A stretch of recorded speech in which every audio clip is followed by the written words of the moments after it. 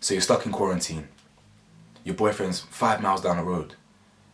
Typical. You go on Instagram and you've seen that he's liked a picture of another girl's booty. Ladies, look no further. You've come to the right channel. Here at Topical Juice, I'll show you how to murder your boyfriend and get away with it. Early in the morning, Welcome back to the channel, guys. It's Topical Juice. You already know who it is. You do. It's Cam. I'm back again on your screens with another kind of relationship type video. Now, big disclaimer as usual.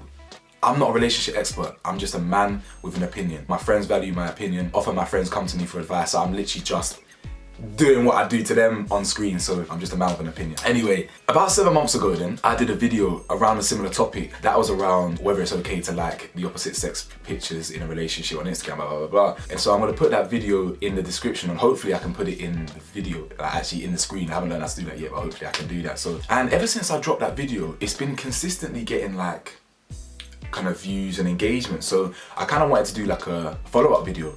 So here it is, how to get your partner to stop liking pictures on Instagram. And I say partner, but really and truly, how to get your man to stop liking girls on pictures on Instagram. So what I would suggest, and what my opinion would be, is to almost put the process into steps. The first step that I would recommend doing, especially as I'm talking from experience in it here as well, is communicate your concerns with your boyfriend. That should be the number one thing you should be doing. No game playing, no nothing else. Communicate your concerns with your boyfriend. And what I mean by that is communicate what it is he's doing and why, more importantly, why it is impacting you and affecting you negatively. Whether it's affecting your mental health, is it negatively affecting your anxiety? Is it something else? Is it this? The why is key. If you want to know the psychology behind why is so important, big up Sinek, The Golden Circle. I might even link that in the description as well. It's a TED talk from like 10 years ago. If you ain't seen that, tune in. But anyway, this is key. Communication is so key. It can honestly eradicate so many of the world's problems. Just talking. What that's obviously going to do is going to give him an insight into what he's been doing wrong. And the thing is, the reason why communication is so important is because one, it gives you a chance to communicate your concerns, express why it's hurting you. But also you can gauge, which is almost like the second step of the process, is you can gauge his response. How he responds is going to be key to understanding whether he's actually taken on board what you said. And I'm talking from personal experience. Because if you communicate your problems and your boyfriend turns around and says, oh my God, I didn't realize this was how it made you feel, I'll never do it again. Problem solved, done. But if you're like me, when I was like 20 years old, I couldn't wrap my head around why it was a problem. So like, for example, I got a little bit defensive. And I'm like, well, I'm just using the app for what it's designed for. I've got no intention. I'm just double tapping boys, double tapping girls. I couldn't wrap my head round why it was negatively impacting this other person. Obviously, that's completely different now. I'm completely grown up now, and I understand that, you know, you don't really want to be seeing your boyfriend or girlfriend really like validating someone else's picture. Obviously, context is key, by the way. If it's like a booty picture or a bra picture, whatever, bikini picture, then you've got a lot more right to be annoyed. But honestly, sometimes I would just say, remember, like, if they are just friends or whatever, then let it go. But the context is key.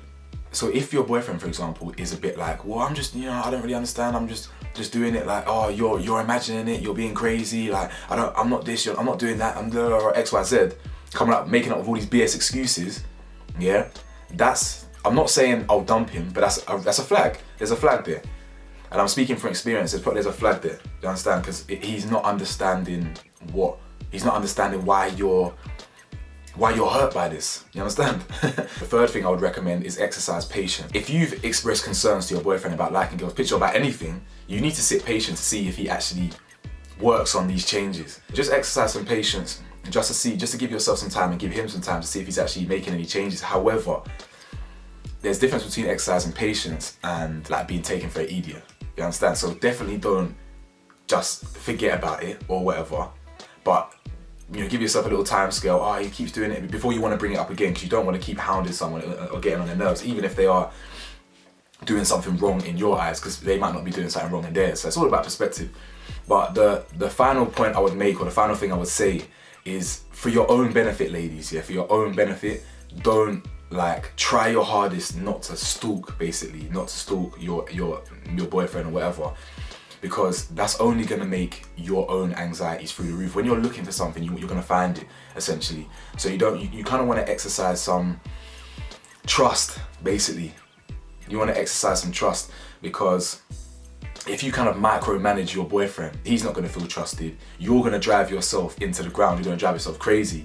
And yeah, this is no good for anyone. So just to round up, communicate, gauge his response, exercise patience, obviously, but not waiting too long, not giving too much of the benefit of the doubt, but also don't drive yourself into the ground with stalking and things like that. So anyway, that's just my opinion. I hope that helps in any way, shape or form, especially from my boy's opinion. And yeah, man, catch you at the next video.